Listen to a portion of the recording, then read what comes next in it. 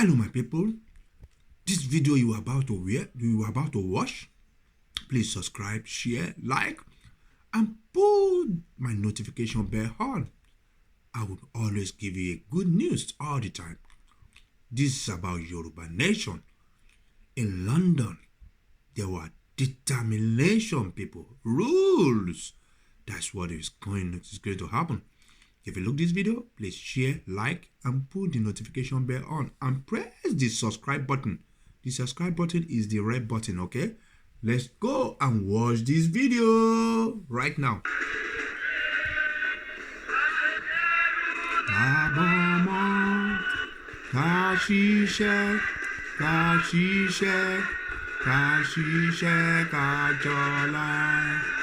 Ìṣọ̀kan àti òmìnira ní kẹ̀kẹ́ ká máa lépa tẹ̀síwájú fọ́pọ̀ ire àtòhun tó dára.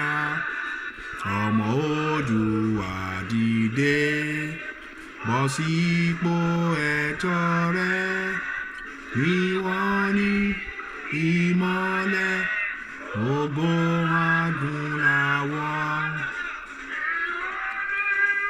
Ìmọ́lẹ̀ ògo adúláwọ̀. Ìmọ́lẹ̀ ògo adúláwọ̀. Now.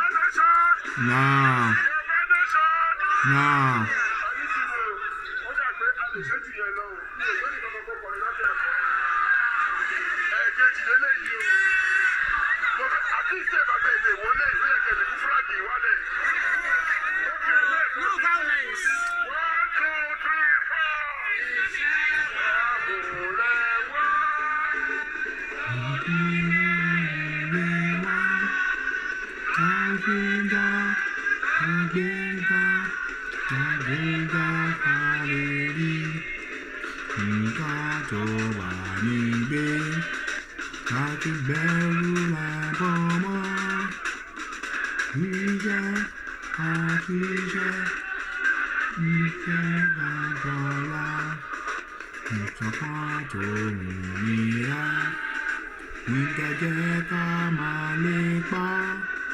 Tẹ̀síwájú ọ̀pọ̀ ire àtòhun tó dára. Ọmọ Oòduà dìde bọ́ sípò ẹ̀tọ́ rẹ, ìwọ ni ìmọ́lẹ̀ ògo adúláwọ̀.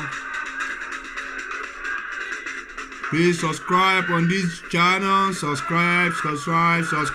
God bless you. Ìwọ ni ìmọ́lẹ̀ ògo adúláwọ̀.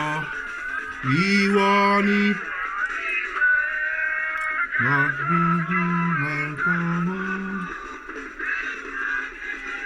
ìmọ́lẹ̀ ògo adúláwọ̀.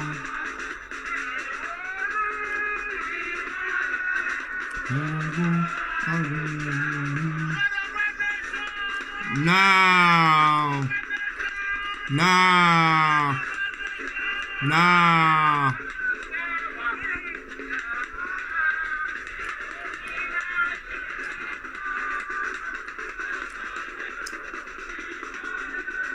Ògo adúláwọ̀.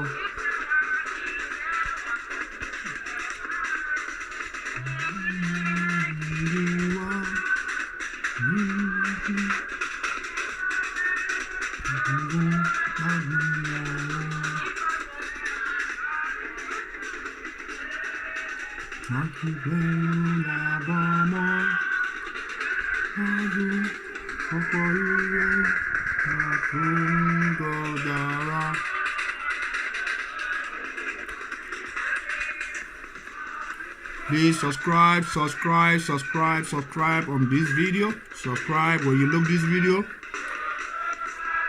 If you look this video, please subscribe and put my notification bell on all the time.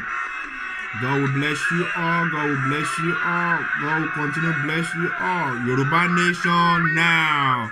Now. Not going back. You are not going back. Yoruba nation now.